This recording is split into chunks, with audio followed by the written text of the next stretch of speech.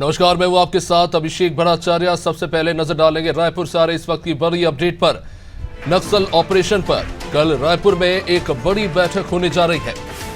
मुख्यमंत्री विष्णुदेव साय की अध्यक्षता में ये बैठक होने जा रही है। गृह मंत्रालय के तमाम अधिकारी इस बैठक में शामिल होंगे। अभी हाल ही में बड़ी संख्या में नक्सलियों को पकड़ने में सफलता मिली है। सुरक्षा बलों को कई ऐसी घटनाएं भी हुई हैं जिनमें नक्सलियों पर बड़ी कामयाबी सुरक्षा बलों को मिली है उन्हें मार गिराने में। और इन सबके बीच में जो नक्सल उन्मूलन अभियान भी चलाया जा रहा है, जहां पे नक्सली आत्मसमर्पण कर रहे हैं, उनकी संख्या में भी काफी ज्यादा इजाफा देखने को मिला है। अब इस बीच नक्सल ऑपरेशन को लेकर कल रायपुर में एक बड़ी बैठक होने जा रही है मुख्यमंत्री विष्णुदेव साय की अध्यक्षता में, जिसमें गृह मंत्रालय के तमाम अधिकारी बैठक में शामिल होंगे।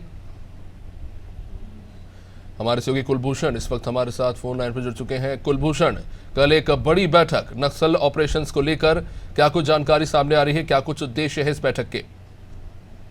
बिल्कुल, मुख्यमंत्री विष्णुदेव साय के जो अध्यक्षता में कल एक बड़ी बैठक जो है होने जा रही है, क्योंकि नक्सल नीति को लेकर काफी बार इस पे विचार किया जा चुका कि किस तरह जो नक्सली हैं उन्हें बंदूक की जगह जो है वो कलम पकड़ाएं और वापस से उसको जो आम जिंदगी है उसमें लेकर आए। किस तरह उन्हें जो नीति बनाई जानी है उसको लेकर एक बैठक होना है। मैं बता दूं कि इसमें विष्णुदेव साय मुख्यमंत्री तो वहां पर मौजूद होंगे, साथ ही उप मुख्यमंत्री विजय शर्मा, इसके अलावा जो है वो सीआरपीएफ, आईटीबीपी और बीएसएफ के साथ ही राज्य पुलिस बल के जो अधिकारी हैं वो भी वहां पे मौजूद होंगे। इस दौरान ये चर्चा की जाएगी, इस दौरान ये बातचीत की जाएगी कि किस तरह से नक्सल क्षेत्रों में आदिवासियों को जो है वो आम जिंदगी से, यानी कि शहरी जो जिंदगी है, सरकार की योजनाएं हैं उन तक कैसे पहुंचाया जाए, कैसे उनको लाया जाए। जो नक्सल हैं, जो दूर दराज में रहते हैं, उनको या तो वो सरेंडर करे या तो उन्हें खत्म करें। इस चीज पर बात होगी कि किस तरह से रणनीति बनेगी, क्या चीजें उस पर आएगी।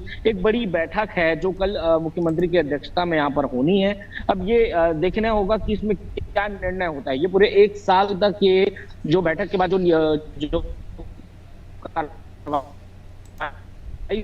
होगी ये करीब 1 साल तक जारी रहेगी। तो ये होगा कि ये 1 साल का जो टारगेट है वो लेकर चल रहे हैं। 1 साल के अंदर इस पूरे बैठक में जो भी चीजें होंगी उसको पूरा 1 साल तक यहाँ पर काम किया जाएगा उस पर। और जो भी नक्सली हैं या तो वो सरेंडर करें या तो उन्हें खत्म करें। इसी मुहिम को लेकर कल ये बैठक की जानी है। कुलभूषण, कई तरह के बयान सामने आ रहे हैं। एक तरफ कहा जा रहा है कि नक्सलियों से पूछा जा रहा है कि जिस तरह की व्यवस्थाएं की जाए ताकि वो आम जनता से जुड़ सके, वही दूसरी तरफ पार्टी के नेता कह देते कि एक एक नक्सली को मार गिराएंगे। क्या कुछ कंफ्यूजन है? ये जो बात है, देखो, नक्सलियों के सामने 2 रास्ते वहां पर रखे गए थे कि पहला ये कि आप अब उस नक्सल की जो जिंदगी है जो उससे हटकर आप राज्य सरकार से जुड़े, आप सरकार की मुहिम को लाएं, जो नक्सल अपना जो मूल धारा पे है वो उसमें वापस आए। और इस पर जो इन बातों को नहीं मानेगा या जो इन चीजों का विरोध करेगा, जो पुलिस के ऊपर जो फायरिंग करेगा, उसको इसका करारा जवाब मिलेगा। चाहे वो कोई भी हो, किसी भी क्षेत्र में हो, उसे ढूंढा जाएगा और मारा जाएगा। 2 अलग अलग बातें हैं और दोनों ही तरीके से इस बार जो भाजपा सरकार है वो इस पर काम कर रही है। उन्होंने कहना है कुलभूषण, अभी हाल ही में जो एक नक्सल ऑपरेशन हुआ था और उसमें बड़ी संख्या में नक्सली मारे गए थे, जैसा कि कहा गया सुरक्षा बलों के द्वारा, लेकिन फिर बाद में वहां से स्थानीय ग्रामीणों ने कहा कि वो ग्रामीण थे, वो नक्सली नहीं थे। तो ये जो स्थितियां बनी है, जिसके बाद भूपेश बघेल ने भी इसकी आलोचना की और कहा कि बेकसूरों को बचाया जाए, सिर्फ नक्सलियों पर कार्रवाई हो। कहीं ना कहीं एक बड़ी चुनौती है, क्योंकि ग्रामीण क्षेत्रों में नक्सली छुप जाते हैं और ग्रामीण भी मारे जाते हैं। एक अकाउंटेबिलिटी होना बहुत जरूरी है।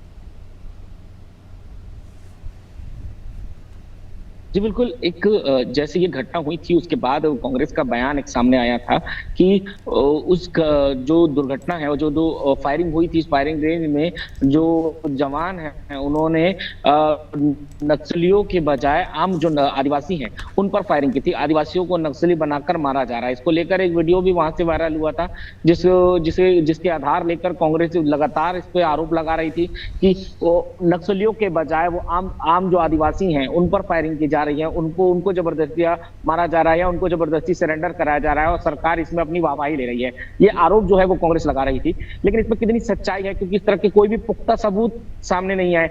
ना ही जो वीडियो में, जिस वीडियो को बनाया गया था, उस वीडियो के जो आदिवासी उसमें दिखाए गए थे, वो आदिवासी भी सामने नहीं आए। तो इस बारे में कितनी सच्चाई है कि किस तरह से उसे बुलाया गया या फिर किसी और के द्वारा वो वीडियो बनाया गया था, इस पर अभी जांच की जानी है। और जहां तक कि कांग्रेस भाजपा का सवाल है, और जो सीआरपीएफ के जो चीफ थे उन्होंने भी जो बयान दिया था, उनके अनुसार कि उन्हें पूरा पुख्ता सबूत मिले थे, पूरी जांच की कार्यवाही हुई थी, और जब पूरी तरह से वो अपने बाद में जो सफल हुए थे उसके बाद उन्होंने कार्रवाई की थी, और कार्रवाई करने के दौरान जो नक्सली मारे गए थे उनके लंबे रिकॉर्ड भी वहां पे पाए गए थे। जो उप मुख्यमंत्री विजय शर्मा ने भी उनको जारी किया था, उन्होंने भी उनको बताया गया था 8 लाख, 10 लाख और 25 लाख जैसे बड़े इनामी नक्सली थे जो उस मुहिम में मारे गए थे। तो जो कांग्रेस का बयान है वो पूरी तरह से बेबुनियाद है, इस तरह से भाजपा का भी इसमें कहना था। ठीक है कुलभूषण, अब बने रही हमारे साथ। तो जाहिर तौर पर कल एक बड़ी बैठक होने जा रही है। नक्सलियों के खिलाफ जो अभियान चलाया जा रहा है उसमें काफ़ी हद तक सफलता मिली है हाल फिलहाल में सुरक्षा बलों को। अब इसे और पुख्ता किस तरह से बनाया जाए, जाहिर तौर पर शायद इस पर भी चर्चा होगी, और जाहिर तौर पर देखना होगा कि जो नक्सल उन्मूलन अभियान चलाए जा रहे हैं उसमें किस तरह से प्लान किया जाए, क्योंकि खास तौर से न सिर्फ छत्तीसगढ़ बल्कि महाराष्ट्र मध्य प्रदेश बॉर्डर में भी नक्सली गतिविधियां खास तौर से ट्राइबल एरियाज में देखने को मिलती है। ऐसे में दूसरे राज्यों के साथ कोऑर्डिनेट करके सुरक्षा बल लगातार वहां पर कार्य कर रहे होते हैं, और एक बड़ी चुनौती अभी भी छत्तीसगढ़ में बनी हुई है। हालांकि काफ़ी क्षेत्र सिकुड़ चुका है नक्सलियों का, लेकिन अब इस अभियान को और तेज गति देती बीजेपी सरकार नजर आ रही है।